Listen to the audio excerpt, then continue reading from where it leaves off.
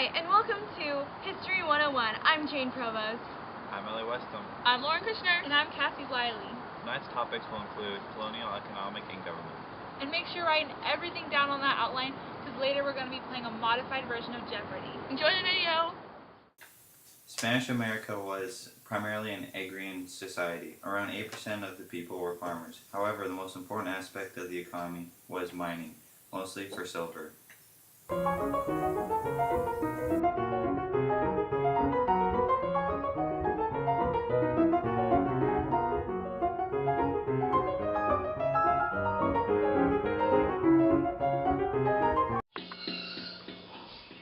So in Spanish America until about the 1700s, mining was a central aspect of Spain's commercial system. So this meant that Spanish American countries could begin exchanging precious metals for manufacturing goods from Europe. So this exchange was very helpful because it brought Latin America into the world economy. The major silver discoveries were made in Mexico between 1545 and 1565. Great silver mining towns developed around Upper Peru, and the largest mine of all, producing about 80% of all silver, was located in what is now Bolivia.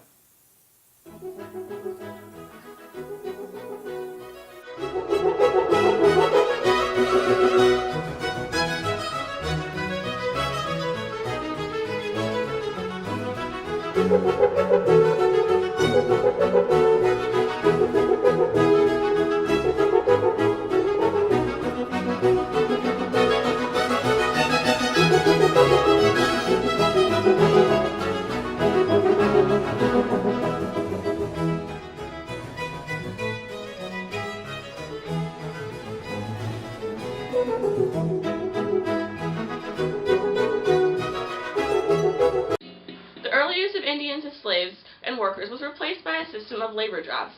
Later, similar labor drafts began to spread all over Mexico. These workers willingly went into dangerous mines because they had good pay. Potosi, a town in Peru, was a mining town that supported 160,000 people. After the Spanish discovery of a mountain of mercury at Huancavelica in Peru, it aided silver production. Potosi and Huancavelica became the great marriage of Peru. However, it was not silver that was sent to Spain, but the blood and sweat of Indians. Once Indians began to be enslaved, their population dropped dramatically. This inspired colonists to buy land and start producing their own crops. These estates, called haciendas, exported grapes, grains, livestock, sugar, and cocoa.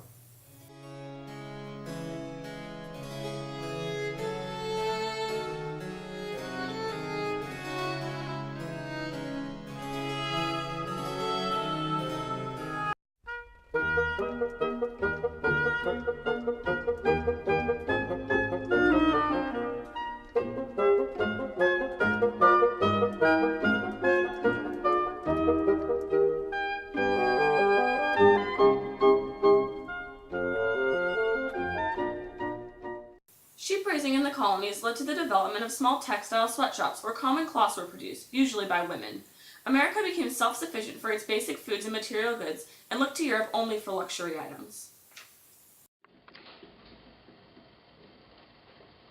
Even though Spanish America was becoming very self-sufficient, Spain still wanted to control the trade.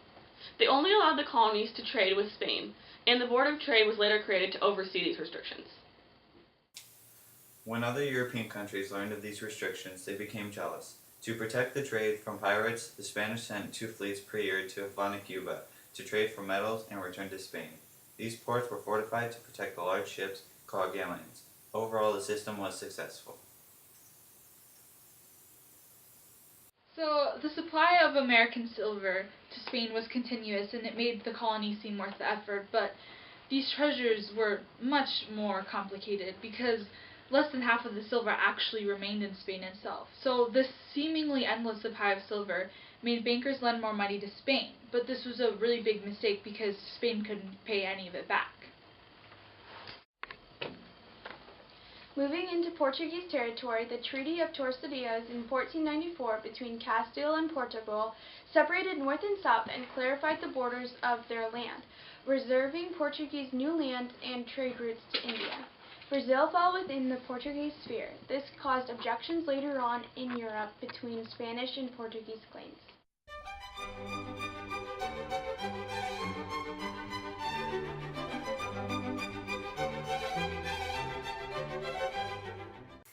The Spanish Empire became a great bureaucratic system over time, with juridical qualities and staffed with letrados, Spanish lawyers. The laws sometimes conflicted, but were standardized in 1681.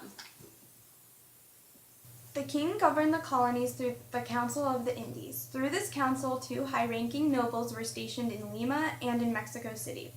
Superior courts controlled subdivisions of Peru and New Spain. Local governments were run by royally appointed magistrates who often took advantage of peasants and Indians. The church was also, in some ways, an extension of the government. Many Indians were converted to Catholicism, sometimes forcibly. The church also had a profound impact on on colonial life. It inspired many things, including architecture, art, books, and even inventions such as the printing press. Schools and universities were run by the church as well. Overall, the church and government combined to create the unique society of the Spanish American colonies. Hey guys, thanks for watching our video so far. So we're just going to do a review of our sections, and these sections will be on your outline, so make sure you're paying attention. Section 1. Over 80% of the people farmed in Latin America. And Latin America was mainly an agrarian society. What is now modern-day Bolivia had the largest mine. And mining was such a focus in Latin America, and they focused mainly on silver, mining silver. The town of Potosi supported over 160,000 people who lived and worked in the town mines. The Great Marriage of Peru included Huancavelica and Potosi. Moving on to section 2, which mainly focuses on industry, we start up with Indians being enslaved. When they were enslaved, their population decreased or dropped dramatically. Due to the declining Indian population, haciendas were created. They were rural estates in Spanish colonies that were built by family estates. These haciendas produced many things such as sugar, cocoa, grains, grapes, and livestock. And lastly, when the sheep raising in Ecuador, because of this, it brought many sweatshops and cloth produced mostly by women.